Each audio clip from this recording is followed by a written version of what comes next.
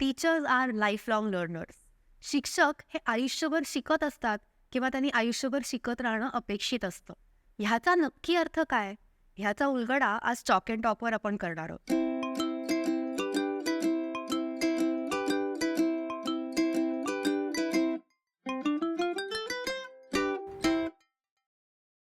यासाठी आपल्याबरोबर गप्पा मारायला 2 खास पाहुणे आलेत, अनुराधा मॅम आणि नम्रता ma'am.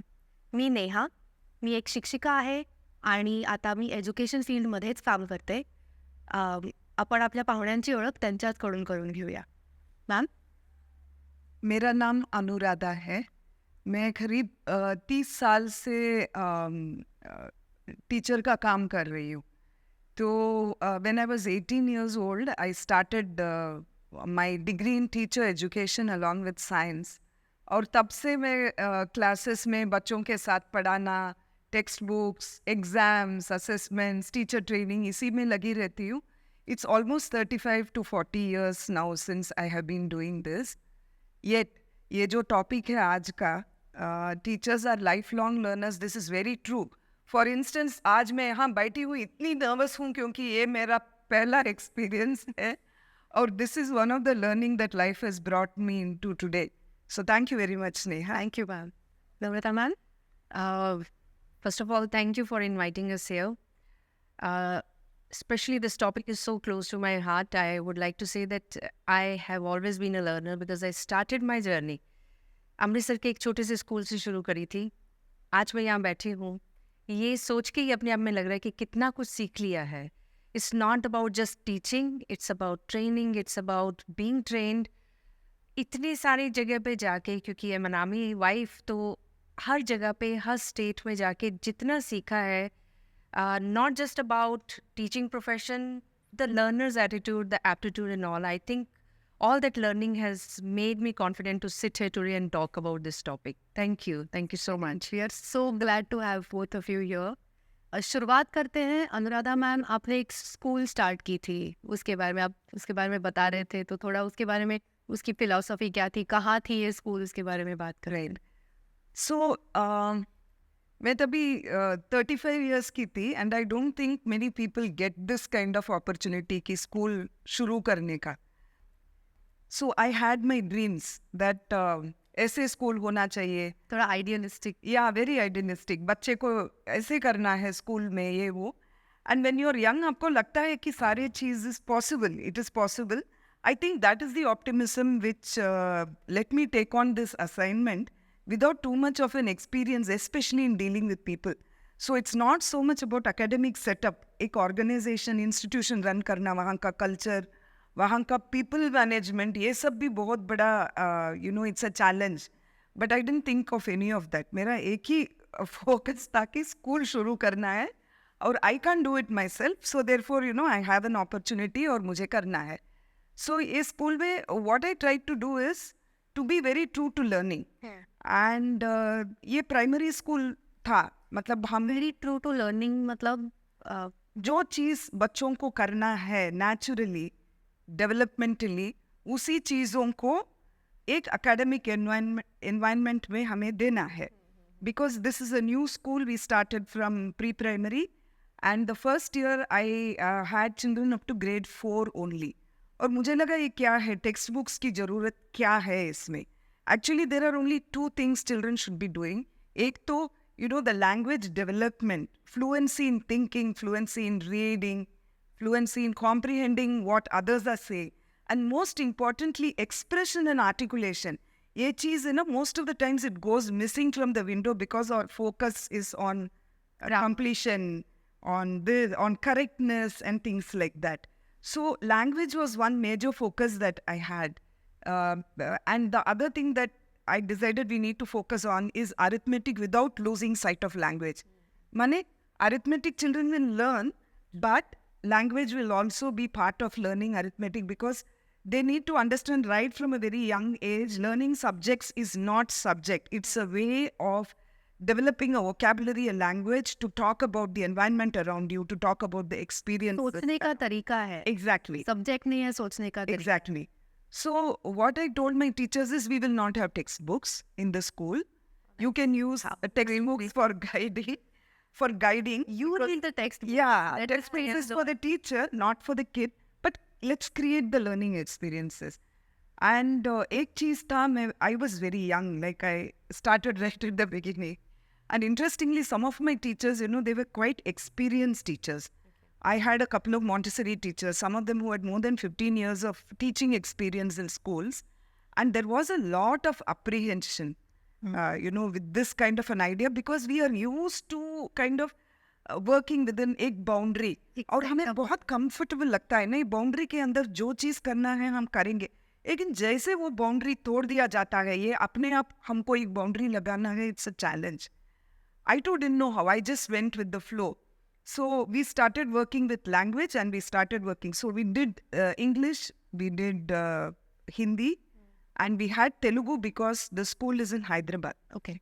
So we had Telugu as a language, which I felt all the children should know. And Other tongue. तो some of the children's mother tongue, and Hyderabad is a very cosmopolitan place with the IT crowd there. So lot of children from around the globe, and ISB was just getting established around that time. So we had a lot of interesting mix combination. Yeah. But then these three languages, along with math, is what we did without the textbook. So what we would do is we created topics. Basically, we created a curriculum and said this curriculum has to be done in this school by the end of 4 years. Children should be curriculum was going hand in hand with the state curriculum जो दिया हुआ था क्या अलग Yeah, it is because this need not be different. Whatever the state or NCRT has put out is developmentally very thought out and very appropriate. correct. No, if you really look at any vision document, any policy document, or any, like for instance, the framework documents, they are very visionary and extremely well thought out. And understanding that, decoding that, and planning how to implement it in spirit is where the challenge lies. And that's where I think, ma'am, I'm sure you have more stories to tell about it. But yes, so the sum total of it was a school run by us without textbooks.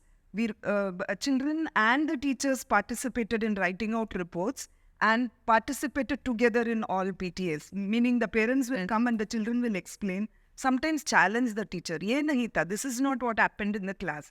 And we never challenge them. He says, so what do you think happened? Because it's a perspective that comes across. Because one thing that bothers me even today is we don't know how to listen to others with patience and accept an alternate perspective. So how do we cultivate this in children right from a young age? That happens only when we model as teachers. So this was the way it was. There was a lot of music, lot of art, and language happened a lot through art as a medium also. Like my art teachers would give them a theme and say, now you can draw and write whatever you want to write. No language correction, no proofreading, no editing. But we would publish these tiny booklets at periodic intervals, like, every 2 months, every kid gets their artwork as a small book, which is actually printed out using our Xerox machine in color paper in the school. But it was very, very precious for the kids. उनके खुद की stories और हाँ, drawings थे. yeah, and yes, initially parents would ask, "Itna, there are a lot of errors. Why aren't you correcting it?" And we would say, wait and see. You have to look at the progression. So end of the year, when you look at the work done by every child from June to, let's say, March was the last, you can see how the language has developed, how they have proofread their own work. So it was a very exciting journey, I would say, for me. And one of the things I really thank my stars for, it's not easy to get an opportunity like this, and taught me a lot in terms of how ambitious one can be and how realistic one has to be at the same time. So how do you keep being idealistic and yet make it things done? workable, making it workable, because when you're young, I feel we get lost in this whole thing of this is workable. And there is a madness about it. Yeah, there is a madness about it. There is so much oyster. Exactly. Yeah. That sometimes we do forget, that we are in a context, we are working with people, and we lose empathy. So not losing sight of that empathy, but at the same time being gentle and giving that gentle nudge and willing to take risk, more importantly, to think differently. I did have a lot of challenges in terms of acceptance, especially from the investors and the consultants of the school who felt that I was pushing boundaries a lot. And also the parents maybe. No. Fortunately, my parents were extremely supportive of what was That's happening in really the school. amazing. Yeah, that's why I said I was lucky. Yeah. Not in one count, but in many counts. They were very supportive. Though it was done differently, nobody really questioned us. They had total faith in what we were doing. And when they saw children sing in the assembly, we never had an assembly where one would march. So I had 2 music teachers, and I would tell my music teachers, let's just play music. That's the cue. The buses come and the kids come and sit, and then we start a community singing.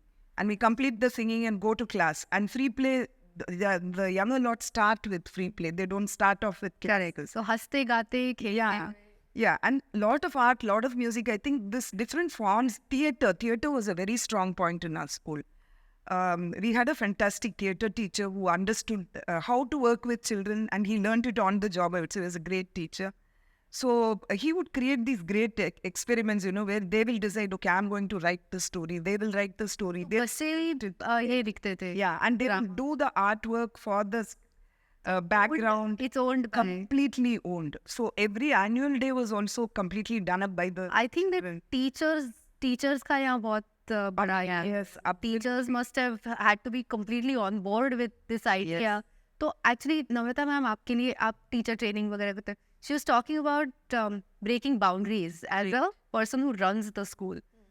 तो teachers का इसके बारे में I mean, do you think आपने जिन teachers के साथ काम किया है, आप भी principal रहे हैं, तो do you think that boundary can be broken with the teachers या उनका acceptance होता है नहीं होता है? Now it's very much possible. But जब initially जब मैंने शुरू किया था, तो ये सिर्फ यही कहना कि just देखो बच्चे कैसे सीखना चाहते हैं, वैसे पढ़ाओ, ऐसे नहीं कि जैसे आप पढ़ाना चाहते हो वैसे पढ़ाओ. So that very fact that that यहाँ पे एक ideology है, there is a way you have created to translate the knowledge. तो अगर टीचर एक्सेप्ट नहीं करते हैं उसको तो फिर वो हो ही नहीं सकता. Exactly. वही मैं सोच रही थी टीचर्स का क्या. Yeah, so that in my trainings very recently मैंने एक इंडक्शन प्रोग्राम किया था. उसमें मैंने वो शुरू वहाँ से किया कि you tell me कि कौन सा वो टर्निंग पॉइंट था आपकी लाइफ से when you realize no, I have to learn more. Right? And the kind of stories they all shared were amazing. There was one story which I want to talk about here is the teacher said she always felt that what she's doing is all right because she has always been teaching and 100% result aa rahe. Right? तो यही तरीका है पढ़ाने का और ऐसे ही पढ़ाना चाहिए and she would tell all her co-teachers जो भी new induct होते हैं सबको ऐसे ही बोलना है. But then one day a child asked her one question. Ma'am मुझे ये बताओ कि मैं वो क्यों सीखूं जो आप मुझे सिखाना चाहती हो क्योंकि मेरा सीखने का तरीका तो अलग है. Like you were saying ना, he would want to go in the music room and create a song out of chemistry lesson, right? Or create physics and this music. And the important thing was maths and sports. The child gave that idea to the teacher.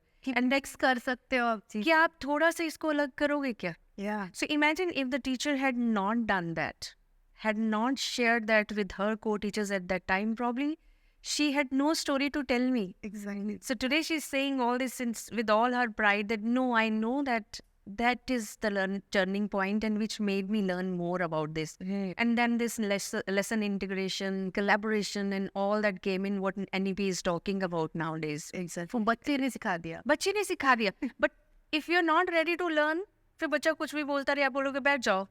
मैंने बता दिया ना, सुन लो. Yeah. तो वो सब I think gone are the days when teachers or the leaders or the sages on the stage बोल दिया तो बोल दिया, बाकी बैठ के सुनेंगे हाथ जोड़ के या सर नीचे करके.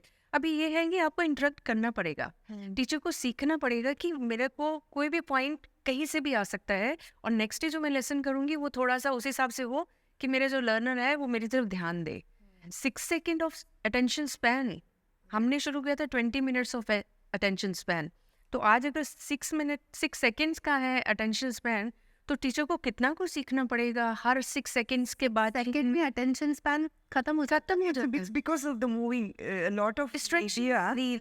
So you information keeps moving, right? But 6 second में आप कुछ नहीं बता सकते. But no, you have to tell the same thing, but techniques need to change. You can't stand at one place. You have to go to this child, that child, turn to your board and then talk about something on the monitor and probably some hands-on. Performance करना है. It's actually, that's why we are talking about theaters in education nowadays. There are classes, there are trainings which we are conducting only to create that place as their play field or the stage, as we always say. And we are all actors because we have to change our mood also according to what the class is really expecting from us. We can't just go from a grumpy face in the workspace and then say, okay, today I'll do this. No, I will not. बच्चों किताबें सुनेंगे नहीं. open your books to page number 64. True. I mean, this is one example I give many a times that please be unpredictable. You cannot be so predictable to your learner that they'll say, oh, this teacher will come, she'll write something, she'll say something. No. Today, what is she going to do? They look forward to it. Yeah, what is she going to do with the resources in hand and all? I know of a school in Vavlewadi and then one in Sweden, right? So that is the kind of exposure one needs to learn so many things. I mean, in India, there's so much happening.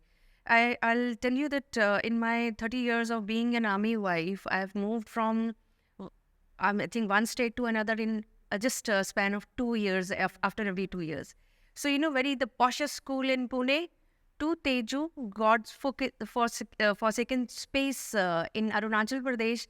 You can't say the realities which are working here are going to work there on. So Yes. context, you need to understand the context of your learner. So that's why if this learning is not happening, you are not ready with that open mind to see, okay, what is the context there, right? Here we are talking about simple thing, crossing a road. There you have to talk about crossing Brahmaputra 7 times or 8 times. So your realities, your learnings, everything changes. Hey, you talk about, hey children, the airport is like this. There we have a tree where you just stand like it's the only bus stop you have, and then very meager way of just commuting from one place to another. I can't go and talk about the airport is like this. The bus stop is like this, even the railway station. So the learning happens on the go. I mean, you cannot say that I've arrived. We are actually the work in progress always. Teachers तो करते ही रहते हैं ना, मतलब Yeah, but see, teaching is essentially, what would I say? How would I put this? It is an act of communication. Communicating to the listener, to your audience, so that they take what you expect them to take. Correct. Because expectations are also set-minded. It's not an open, where, okay, I just say something, you take what you want to take. I'm responsible for the expectations I set. So I'm equally responsible for how I do this communication. True. That's there. In fact अभी हम बात कर रहे हैं तो आप कुछ बता रहे हो, अगर मुझे समझ में नहीं आता है तो you will have to say it again in a way that I understand. Exactly. Yeah. So I think the same goes Yeah, in the classroom. It's very It's like that. No, I can't teach the way I want to teach. I have to teach the way you want to learn. Correct. So it can be language, it can be medium, it can be the entire setup of the learning. Correct. So you can't, it's as simple as that. You cannot talk about, botany or anything just sitting in the classroom. You have to take them Outside. to the flowers and the plants and then talk about it. And then sitting in lab, you can't say, okay, if you mix this chemical and that chemical, it has to be experiential. It has to be hands-on. But that experience, the teacher first has to have herself. If she's, stuck with the way she has been taught or learned, I think then you're irrelevant. what we did in my school for that is we would plan ahead every 3 weeks. Yes. So what would we be doing the next following 2 weeks, right? And then whatever activities are being planned will be done by us, verified. And then how do we set this up? Because most of the times this art of facilitating learning is the most, I would say, if it's a chalkboard kind of transaction, it's very simple. Like even now when I teach my 11th graders and 12th graders, it's the easiest for me because you present the information logically. Even there it doesn't work. They keep pushing boundaries and test me. Yeah. But it happens faster than what would happen, let's say, at a grade 1 level. Grade 1 to 5 is level. I think exciting. the most challenging Yeah, of I was the about to age say, group yes. is the primary age group, and the most happening where learning has to happen the right way is absorbing there. everything. Yeah. I mean, So the impact of teachers' persona is so much that I know that at my home, my kids still remember the teachers who had those big eyes to look it right into the eyes and say, hey, this is what I want you to do, right? And some teachers who would say, Mama, they would never care what we are doing in the classroom. So while we are aware what we know that children should do in the classroom, we need to be very much aware what we need to do in the classroom. True. Right? Everything we Everything. seen, we observe, being absorbed. Absorbed more than it. बहुत जरूरी है, बहुत जरूरी. उसके बिना तो I think we become obsolete, irrelevant. Today the child is talking about ChatGPT. Yeah. Right? And if the teacher doesn't know what is this, you're irrelevant. We are telling them, okay, you go, just do the research work, come back, use, I mean, now too we are saying it openly, teachers, please use AI as much as you can, provided they know what AI is. Provided we are giving them that kind of bandwidth to learn, to train themselves. Because I remember when we started, we were to write only, with pen and pencil, and there is a format, you can't go beyond that. Today, when I'm talking about, and I have with my team developed those formats where they can just go, just out in the world and bring whatever is relevant in the classroom. Correct. So if that learning we are not allowing as leaders of the school, I think that is also something very important, that you can't say, okay, fit every knowledge into this format. Correct. You have to give them that much kind of leeway to just go and bring in that Experiment. learning, and then talk about this in the classroom. So get excited about what you are going to teach. Yeah. So I think that I want to come back to what you were saying, that what you used to do in your school. You would get teachers to do Yes. things and get excited about it, so that when they take it to the classroom, they Yeah. be able to. So in these kind of where we push boundaries and tests, see, basically it's a testing. I don't have any proof to say that, this thing will work well. True. Because there is a traditional way of looking at what should be the outcome. Children should be able to divide, add, multiply. Not whether the child is saying, hey, I got angry now and I shouldn't have got angry, for instance. Or maybe I could have expressed this better. I could have written this better. Do you want me to try this a second time, kind of thing? So hand holding, I think supporting each other is very important. Right. Because especially in open environments where you are taking liberty with the learning model, with the practices in the school, hand-holding and supporting each other is very important, because the challenges are also so many. Correct. Children love to push boundaries. Correct. And being observant at the same time is also very important. I remember one of the kids in grade 1 who had never shown a sign of being able to open print material and read. Okay. And we had never told him, no, you're not reading, or we never complained to the parent, because it's the first year for us and for him with us. So we said, let's observe. So we would give him the books were available for him. And one day suddenly the teacher came and said, do you want to go and check what this guy is doing in the library? So I said, okay, let's quietly go. And so he had one of these big books. So one side you have picture, and the other side you have a few sentences. Okay. So he's very intently putting his finger on each of the word there, running his finger like this under the sentence, and he's reading aloud. Oh, Right? he's reading. He's reading aloud. Yes. Then I said, oh, this is fantastic. Then the teacher said, did you observe that he wasn't reading what is in the book? Oh. He's just making up his own reading.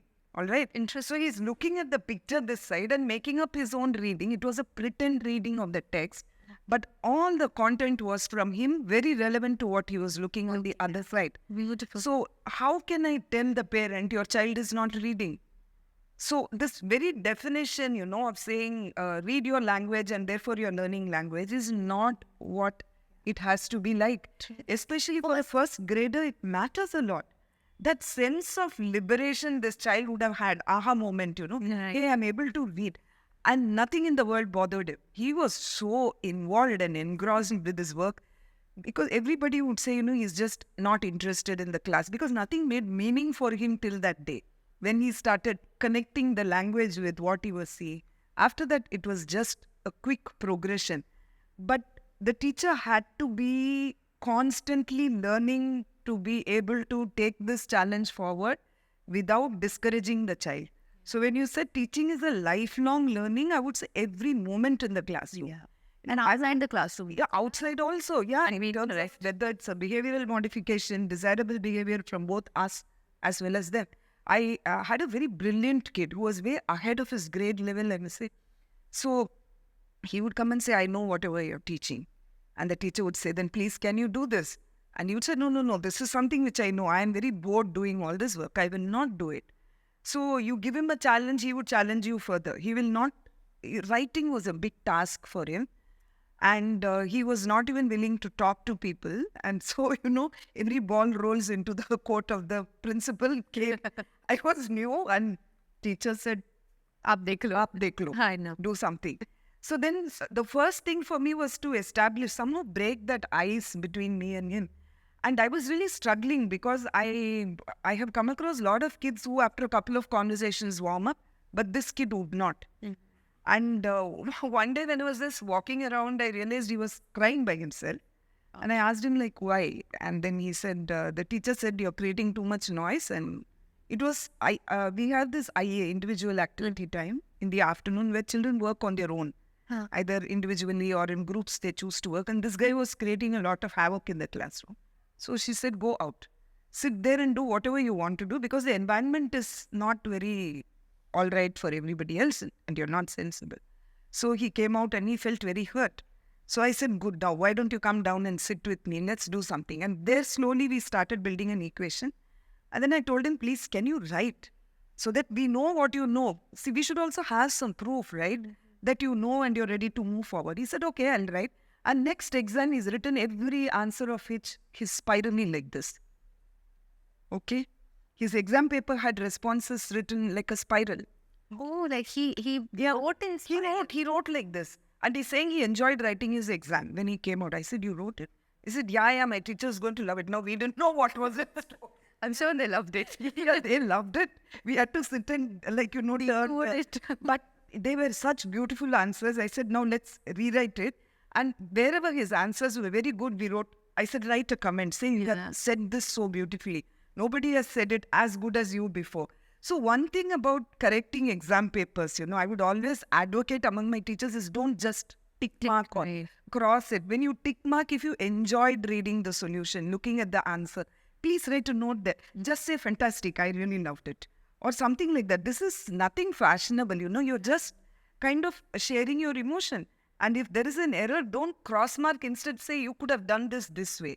Yeah, it will take time. You need 3 days. Normally, a school gives 3 days time after the exam for a class of 35 for the teacher to complete. And we have multiple sets. So I said, let's make it a week.